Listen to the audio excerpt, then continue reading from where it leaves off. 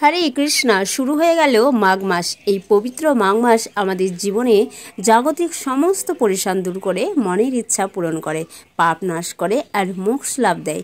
এই জন্যই এই সময় মাঘ মাসের এই পাবন সুযোগকে সকলেই কাজে লাগান আর বেশি বেশি করে শুভ কাজ করুন, যেমন দান, স্নান, জপ, গীতাপাঠ এবং হরিনাম।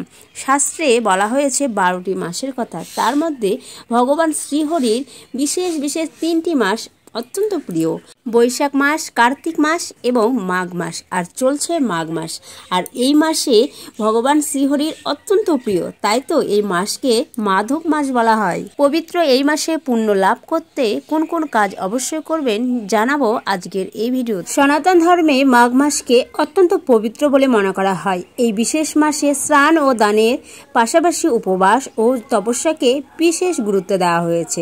ধর্মীয় ঐতিহ্য অনুসারে মাঘ মাস ভগবান শ্রীহরি, মা লক্ষ্মী এবং তুলসী মহারানীর পুজো করলে ঘরের সুখ সমৃদ্ধি বৃদ্ধি পায়। 14 জানুয়ারি থেকে শুরু হয়েছে মাঘ মাস।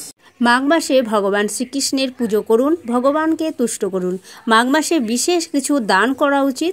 মাঘ মাসে পুজোর সময় গীতা পাঠ অবশ্যই করুন। মাঘ মাস পবিত্র মাস, তাই মাঘ মাসে তামসিক জিনিস খাওয়া নিষিদ্ধ। এইটা শুধু যারা আমিষ আহার করেন তাদের ক্ষেত্রেই বলা, কারণ এই মাঘ মাসে চেষ্টা করবেন ভগবান শ্রীহরিকে একটু সন্তুষ্ট করার বা তুষ্ট করার। ভগবানের প্রীতিবিধানের জন্য এটুক তো করতেই পারেন। তাই মাছ, মাংস, ডিম, পেঁয়াজ, রসুন, এমনকি অ্যালকোহল, মদ এগুলো থেকে দূরে থাকবেন, আপনাদের কাছে অনুরোধ রইল। এবং অশ্লীল ভাষায় কারোর সঙ্গে খারাপ ব্যবহার, গালাগালি করবেন না। মাঘ মাস যেহেতু ভগবান শ্রীহরির, তাই এই দিনটি বা এই মাসটি শুধুমাত্র ভগবানের জন্য আমাদের দেওয়া উচিত। পরিষ্কার পরিচ্ছন্নতা আমাদের জীবনে কিন্তু একটি পজিটিভ দিক, তাই এই মাঘ মাসে মনে রাখবেন ঘর, মন্দির পরিষ্কার পরিচ্ছন্নতার দিকে বিশেষ বিশেষ মনোযোগ দেওয়া উচিত।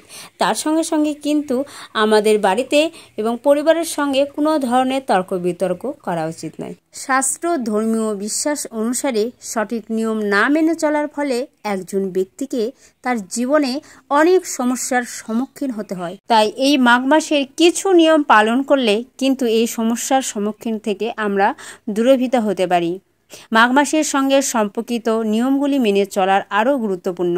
হিন্দু ধর্মে মাঘ মাসকে অত্যন্ত পবিত্র মাস হিসেবে বিবেচনা করা হয়। এই মাসে কেবল স্নান ও দানই নয়, উপবাস ও তপস্যাও করা উচিত।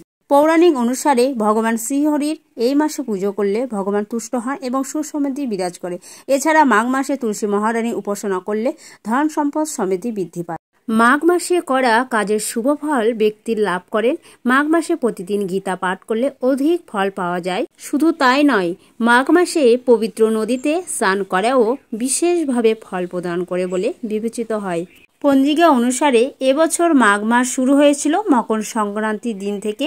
এবছর মাঘ মাস 14 জানুয়ারি থেকে শুরু, যা 12 ফেব্রুয়ারি শেষ হবে। পুরাণে এই মাসটিকে স্নান ও দানের মাস হিসেবে ধরা হয়। এই মাসে শ্রীকৃষ্ণ, দেবী গঙ্গা ও সূর্যদেবের পুজোর বিশেষ গুরুত্ব রয়েছে। মাঘ মাসে বিশেষ কিছু কাজ করার নিয়ম রয়েছে, যেগুলি পালন করলে মোক্ষ লাভ করা যায়। এই মাসে যেহেতু বিশেষ বিশেষ দিনে স্নান ও দানের ফলে সমস্ত পাপ নাশ হয়, তাই আপনারা কেউ মিস করবেন না। ব্রহ্মমুহূর্তে স্নান করার চেষ্টা করবেন, যদি না হয় সকাল 6টার মধ্যে তো অবশ্যই করবেন। আজ এই পর্যন্ত। সকলে ভালো থাকুন, সুস্থ থাকুন। হরে কৃষ্ণা।